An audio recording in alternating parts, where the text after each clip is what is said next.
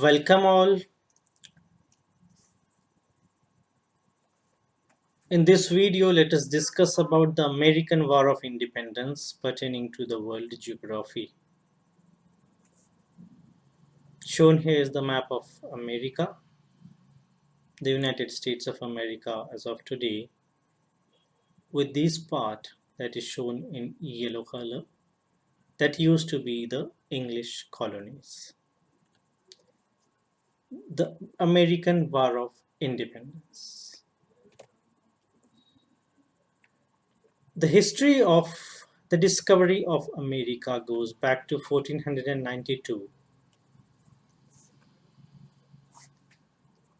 when Columbus, who had started his voyage in order to discover India, taking the sail towards the west, believing that the world being round, he would land up on the land of India, actually landed up in a new continent, the New World. So the discovery of this new world in 1492 is of vital importance in the world history. This voyage was sponsored by Spain, and Columbus landed on the island of San Salvador in the Bahamas, which came to be known as the West Indies, and the name still continues as West Indies. Then in 1497, after around 5 years, John Cabot landed in Newfoundland.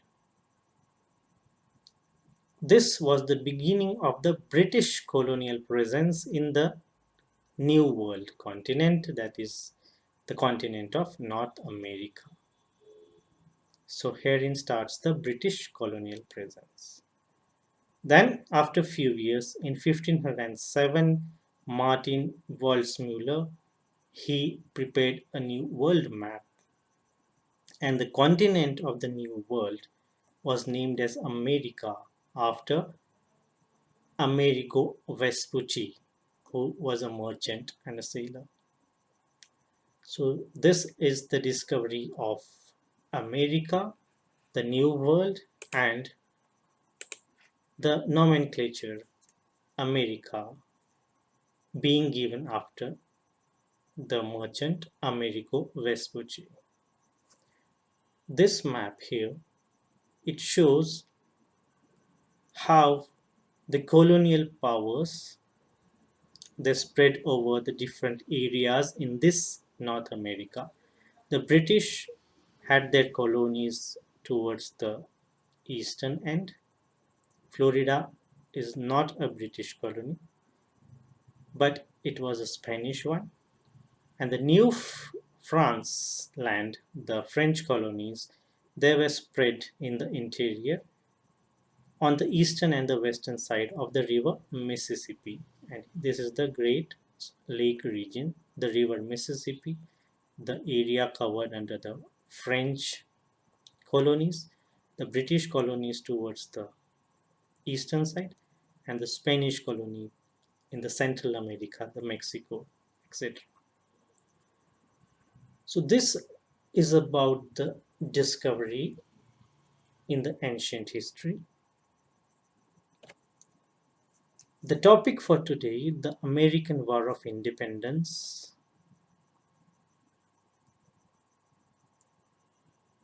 Took place in 1775 and it continued till 1783. It is actually a part of the Greater American Revolution. So within this American Revolution that occurred between 1765 to 1783, the actual war for the independence took place from 75 till 83, which is the topic for today's discussion. Let us see about the conditions that were prevailing in America before the War of Independence took place. As we have already seen, the British colonies in the America was towards the eastern and the southeastern end of the North American continent. There were 13 colonies in all, and they are represented here, namely New Hampshire, Massachusetts, the Rhodes Island, Connecticut, New Jersey, Delaware, Maryland, North Carolina, South Carolina, Georgia, Virginia, Pennsylvania, and New York. These were the 13 colonies belonging to the British Empire, which were the center of the American War of Independence. The Britain had established their first colony in Jamestown in 1607 at Virginia. The first settlement was in Jamestown, Virginia in 1607. Then afterwards, there was proliferation of the English colonies, and 13 colonies in all came into existence between 1607 to 1732. By the earliest of the 18th century, the British Crown directly governed these colonies. So these colonies were being governed by the British Crown, and the laws were being made by the British Parliament under the name of British Crown. The King at that time was King George III when the American War of Independence took place. So with the formation of the settlements, let us look into the polity, the economy, and the socio-cultural aspects that were existing in the colonies at that time that proved to be the reasons for resentment culminating into a war for independence. So if we look at the polity during that time, it was that the colonies, they had their elected legislative assembly, they had their council, and they also maintained their militia. But there was a royal governor appointed in every colony by the British Crown. So the entire administration was under this royal governor who was directly connected with the Crown, though the colonies had their own institutions for self government.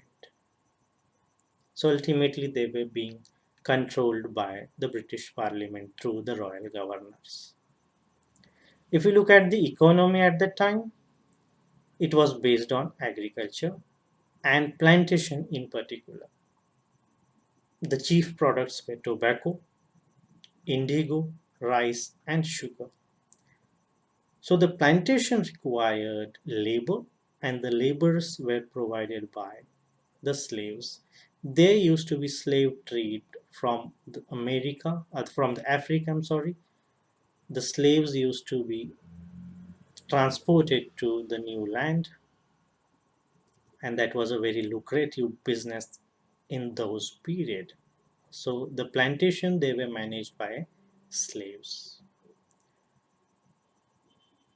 and the trading centers had developed in the port cities. So if we look at the economy of the colonies at that time, it was governed by the British Crown for the benefit of the colonial power, that is the Britain. So the modus operandi with respect to the colonies used to be that raw materials would be procured from the colonies, and this raw material would be taken to the industries in the parent country, and manufactured goods would be brought back to the colonies. So the colonies used to supply raw material, and they used to be the markets as well for the manufactured goods. So the colonies, they benefited the parent country during the time of mercantilism. So the economy, the import and the export and the trade used to be as we have discussed. Now, with this political and economic background, the people started coming under the influence of great thinkers of the Enlightenment era.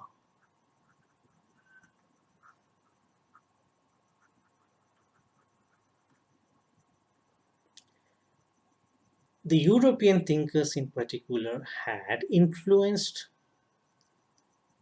the thinkers of the colonies. The people residing in the colonies were termed as colonists. So the thinkers in the British colonies of America, they were influenced by the thought process of the philosophers of the Enlightenment era, who were based in Europe mostly. For example, John Locke. They gave certain ideas to the people of the colonies that made them realize the importance of independence and created resentment against the then British crown, and they started demanding self government, eventually leading to the independence. So, the American political theorists played a very crucial role in creating the grounds for the demands. They asserted political doctrines which justified resistance to the mother country by the colonies. To name a few, Benjamin Franklin, Thomas Jefferson, James Wilson, John Adams, etc., they took lead in providing ideas of liberation to the people of the colonies, influenced by the thinkers of the Enlightenment era. Some of the ideas were natural laws that are available to the human beings by the virtue of them being born, inalienable rights provided by the nature itself. The idea of liberalism, that the power comes from the people, not from the crown or the parliament. That was the idea promoted by John Locke, which inspired other thinkers and the people. Likewise, property right, republicanism, meaning the head of the state should be elected and not a hereditary one, and demand for self-government. Some of these ideas, they created resentment and eventually the demand for self-government, leading to the War of Independence took place. With this background, certain factors that proved to be the causes for the revolt in the colonies. We shall be discussing these in the ensuing slides, but to get a summary idea, the British had enacted various navigation acts, and they had put trade and export obligations over the people of the colonies that were not welcomed by the colonists. The 7 Year War between France and Britain proved to be a great factor leading to the American War of Independence. By the virtue of this war, the British felt great problems in the revenue collection, and the need for the money to reorganize its territory was so high that it came up with different forms of taxes. The Stamp Act was the one which was severely resented and opposed by the people of the colonies. It led to various movements like the Sons of the Liberty. It led to formation of declaratory acts by the British Parliament in reaction Commonwealth men, the men of ideas, they had their great role in creating enlightenment among the people. Then 1773 law relating to the sale of tea by the East India Company, that was also a major event that led to the Boston Tea Party. So these are some of the events that caused the American War of Independence, which will be seen in detail in the coming slides. The Years' War between France and Britain took place between 1754 to 1763. It was a war for territories because the territories that would become their colonies would be the supplier of raw material and the market for the manufactured goods. So they will be making the parent countries rich. The idea behind mercantilism was to promote trade in order to make the monarchy stronger, and therefore territories were needed badly. And this 7 Year War ended with the Treaty of Paris. The Treaty of Paris resulted into reallocation of the territories among the colonial powers. So before the Treaty of Paris, the situation was that the France had occupied the area around the Mississippi River and the Great Lakes that we had seen earlier also. The British colonies were towards the east and the south to southeast of the North America. The Spanish territory were in the Central American areas. After the war, the Treaty of the Paris took place and it resulted in ceding of the territories from France to Spain and to Britain. So here we see the British territories, they are taking the land towards the east of the Mississippi River. The British colonies that were confined to the eastern part, and see in this area the British colonies or the British territories have expanded at the expense of the French territories. And likewise, the Spanish territories have also expanded towards the Mississippi on the western side because the territories were ceded to Spain by France.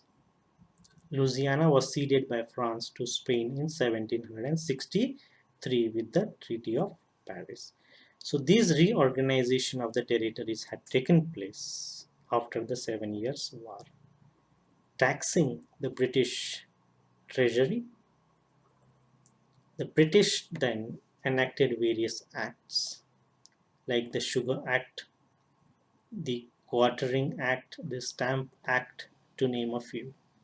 And even before these acts, the Navigation Acts were put into force relating to creation of monopoly of the crown over the trade. For example, in 1651, the act said that only British ships would be used for trade and transport. So this caused resentment among the colonists. Then in 1660, one more act came into picture which said that the exports of agriculture product would be done only to England. In 1663, the act came which said that all the trade to the colonies should go only via England. So if the American colonies, they were exporting certain goods to, say, the Asia, it had to compulsorily go first to England, pay the taxes there, and then after only it was allowed to move to the other colonies. So these were not welcomed by the traders, the merchants. So the resentment among the merchant community was also growing. Then, after the Seven Years' War in 1764, the Sugar Act said that sugar exports be done only to England. The Quartering Act it said that the colonists must pay for the English soldiers stationed in America. The reason being that the soldiers were there to protect the colonists and therefore they must bear the financial burden for their own protection. It also had a clause that the soldiers were allowed to lodge in the houses of the common people in need. So they would compulsorily be allowed to spend night in their houses of the common people. So such imposition of various acts was not welcome, and Stamp Act of 1765 in particular was severely opposed. And therefore we are going to see the provisions of the Stamp Act. This was the stamp, and it is the Stamp Act enacted by the Parliament of the Great Britain which imposed direct tax on the British colonies in America, stating therein that all the printed materials, for example the newspapers, the pamphlets, etc., they need to be stamped with the papers produced in London. So this stamp used to be made compulsorily put on various printed materials, including the newspapers. It caused resentment among the educated, the lawyers, the journalists, and because of this, there was a great spread of resentment among the people in the colonies. The purpose of this tax was said to be maintaining the British military troops stationed in American colonies. The logic being given that they are there for the safety of the colonists themselves. So the newspaper they opposed this act, and instead of the stamp they used to represent the stamp by this skull and the bones symbol. So it shows us how vehemently this Stamp Act of 1765 was opposed by all the sections of society in America. The reactions to these provisions were that because the people were taxed without their consent, the people said that if you are going to tax us, the consent can only be given by our legislatures, because as we saw in the polity, the colonies had their own legislative assemblies, councils, but they were ruled by the crown through royal governors. This was not liked. So they raised a slogan, no taxation without representation. The British Parliament did not have any representatives of the colonists, and therefore it did not have any local standard to put taxes on the people of the colony. This was the stand taken by the people, no taxation without representation. Local protest groups were established. For example, the Committee of Correspondence, they were established. The Sons of the Liberty movement took place. And even the British merchants and the manufacturers, they were not happy with the Stamp Act, and they pressurized the parliament because their exports to the colonies were threatened by boycotts. So the colonists employed different measures to put pressure on the parliament, and ultimately the parliament succumbed to the pressures. The Sons of the Liberty movement needs special mention. Formed in 1765 when the Stamp Act was enacted, it was promoted by Samuel Adams. The Sons of the Liberty movement, they were locally organized groups that started to merge into intercolonial organization. There were 13 colonies spread from the north to south. Intercolonial organization took place under the Sons of the Liberty movement. The modus operandi of operation of the Sons of Liberty group was that they relied on public demonstration to expand their base. But though they opposed this act, They also professed loyalty to the king, so that not to come in direct confrontation with the crown, but to make their demands being heard and to get the changes done in their favor from the parliament. So instead of directly opposing the loyalty of the king, they made their demands through public demonstrations, and they even advocated violent means. They set up the Committee of Correspondence because in those days, in order to communicate between different colonies, they used to be through letters. So the different ideas, they need to be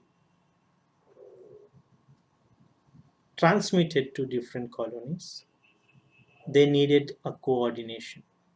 For example, if they decided to boycott the British goods, this decision of the committee, this decision of the groups that used to be broadcasted through the means of broadcasting at that time, that used to be the letters and riders. So it is the Committee of Correspondence that took the responsibility of this coordination. It also provided colonial leadership, promoting intercolonial cooperation, leading to colonial unity. The legend of John Revere, the writer, who dissipated information among the people by riding on his horse, needs to be mentioned in this regard.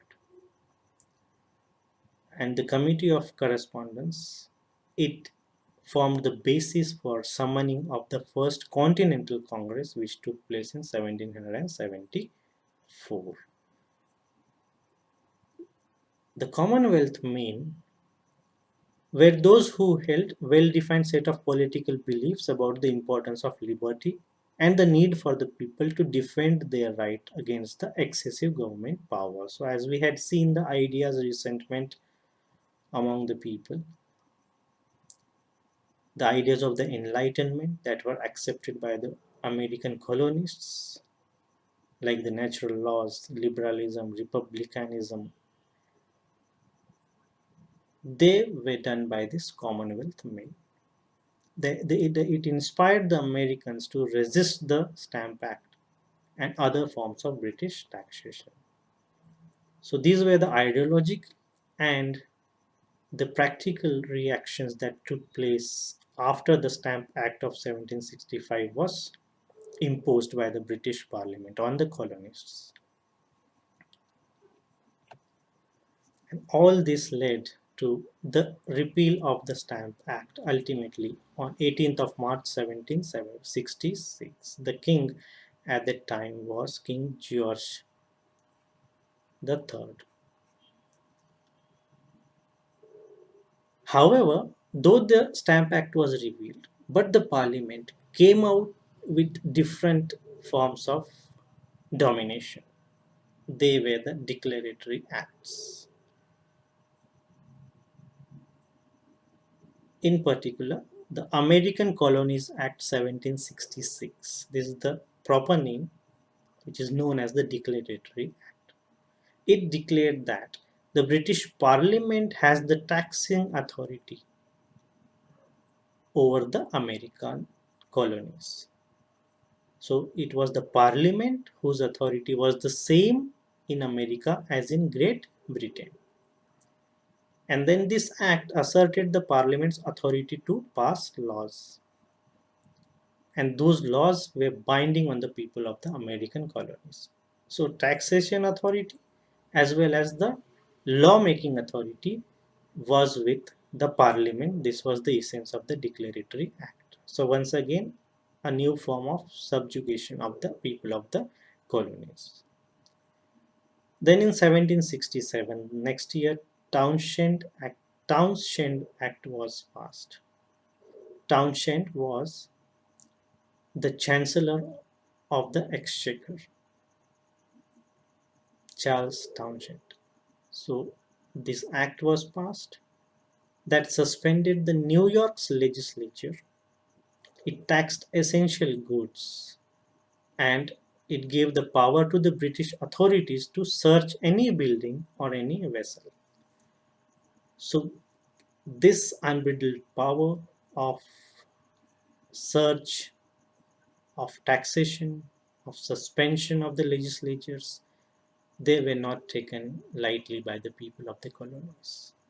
And ultimately, the incidents of massacre at Boston occurred, wherein five protesters were killed by the royal troops, which was not liked by the people in general, and they rose in revolt against the British crown. So such events, they were forming the base for an actual war.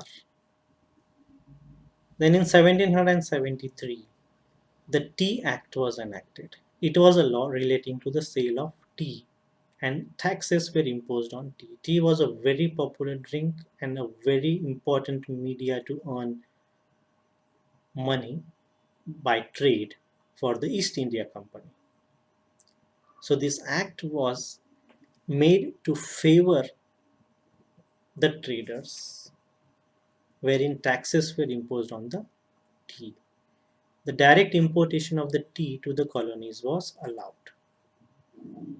That would reduce the prices, but it was not liked by the people as it increased the tax without their representation, without their consent. So taxes without the consent of the colonials was disliked by the people of the colony. The colonials refused to permit the unloading of the tea. However, the governor of Massachusetts, he declared that at the port of Boston he would allow the unloading of the tea. And therefore, when the ships that were loaded with the tea containers arrived at the Boston port, Samuel Adams and his followers, they entered into the ship under the guise of royal soldiers, and they dumped the tea containers into the ocean.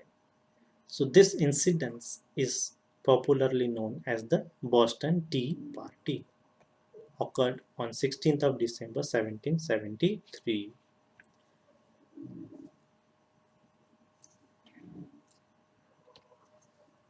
Then a series of acts were passed. They were called as the intolerable acts. In 1774, the intolerable acts, they banned public meetings because resentment was growing, a revolt of the people was growing, certain incidents had taken place like the Boston Tea Party, and therefore this intolerable act was put in place banning public meetings in town halls of the colonies. They closed the port of Boston so as to not allow any trade, and they demanded compensation for the dumping of the tea that had taken place during the Boston Tea Party, and they also allowed troops to be quartered in the private homes. So these act of the British Parliament again added fuel to the fire. In 1774 and in the spring of 1775, Paul Revere was employed by the Boston Committee of Correspondence and Massachusetts Committee of Safety as an express rider to carry news, messages, and copies of important documents as far as New York and Philadelphia. So the intercolonial communication coordination that we had seen while discussing the Committee of Correspondence work, they formed a very important part and played a great role in the American War of Independence. The colonies started training their militia in the forests, anticipating a war with the royal troops. And under these circumstances, the first Continental Congress in Philadelphia was summoned. Congress is the gathering of the elected representatives of the people of the colonies. The First Continental Congress in Philadelphia took place in the September 1774. So we have seen the various events right from the Seven-Year Wars to the imposition of various taxes without representation, then various acts that were repressive on the people of the colonies that created resentment leading to the Boston Massacre and the Boston Tea Party, further leading to the intolerable acts and the establishment of the Committee of Correspondence and the Sons of the Liberty movement under Samuel Adams. All this culminated in the First Continental Congress of 1774 in Philadelphia. It was a meeting of the representatives of the 13 colonies. It was decided to abandon attempts at direct supervision by the British Crown, to boycott the British goods, to stop trade with Britain, and they demanded the self-government. So the idea of the self-government we have already seen had emerged from the Enlightenment era, wherein the people were made to believe that resistance to the parent country, if it is oppressive, was justified. So all these action, the decisions made by the First Continental Congress were against the authority of the British Crown. And the King George III, he tended to take it personally as a revolt against his power. So rather than coming on amicable settlement, there was more of a confrontation between the colonist and the crown. In 1775, therefore, the American Revolutionary War actually began after the First Continental Congress. So during this period, the Common Sense pamphlet was written by Thomas Paine in 1775-76. So this was a booklet termed as a pamphlet which was widely circulated, and for the first time it advocated independence for the colonies.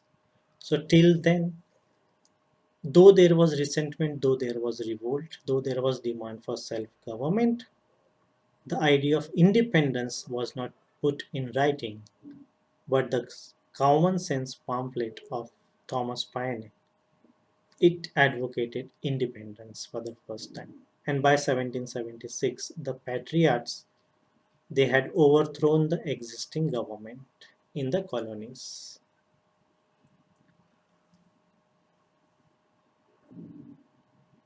As against the Patriots, there were loyalists who were loyal to the British Crown in order to protect their own interests.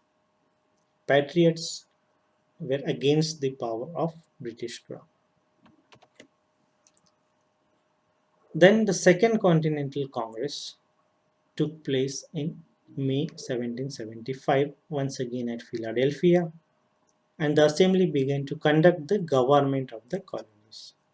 So this was the radical step, not accepting the power of the crown, but instead governing the colonies by their own government. And ultimately, on 4th of July 1776, the Declaration of Independence was made, which was written by Thomas Jefferson. The popular words are reiterated here.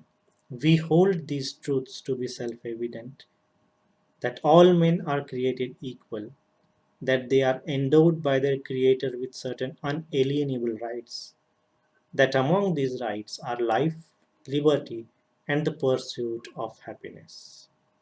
So the idea of life, liberty, and property as rights of the individual were promoted by John Locke.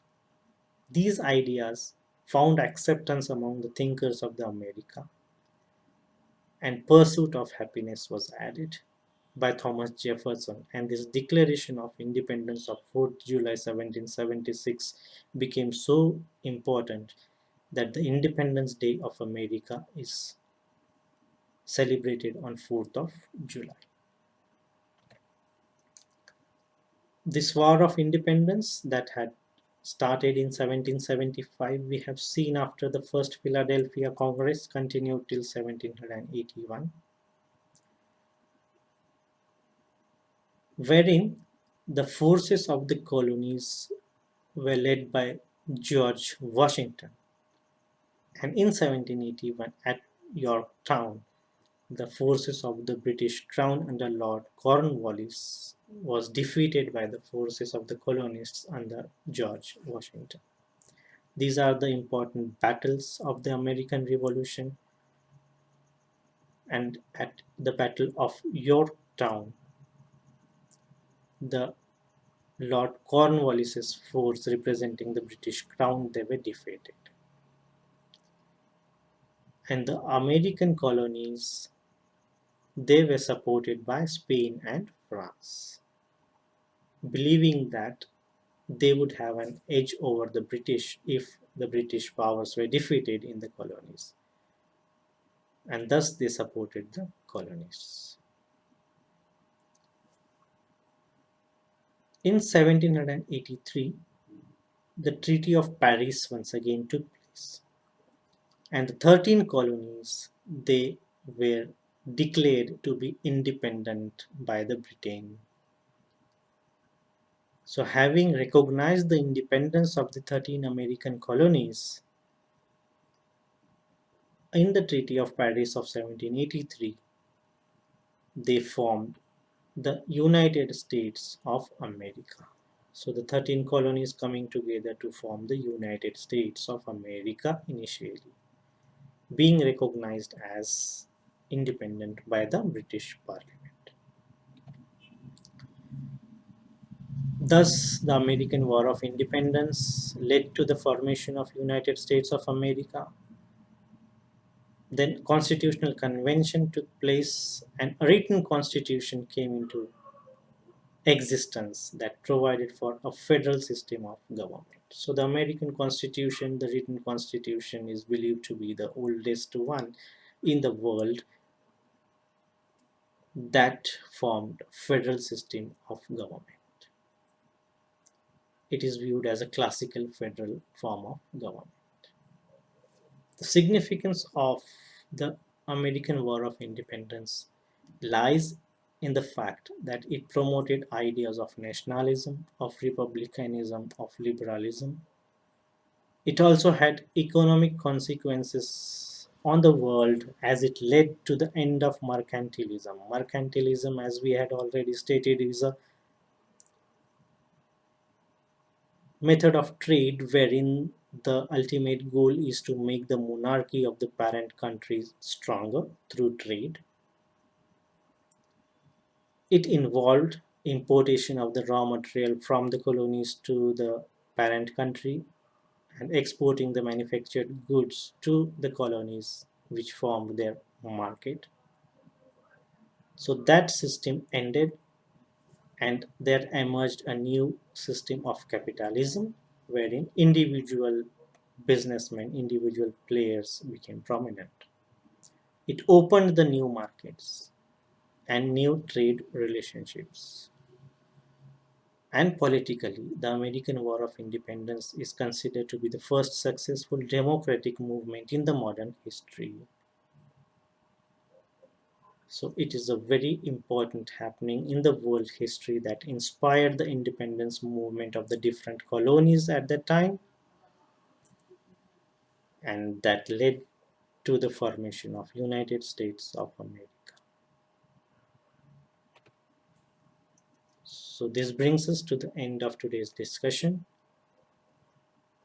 Thank you. Please do like, share, subscribe, and comment. Thank you.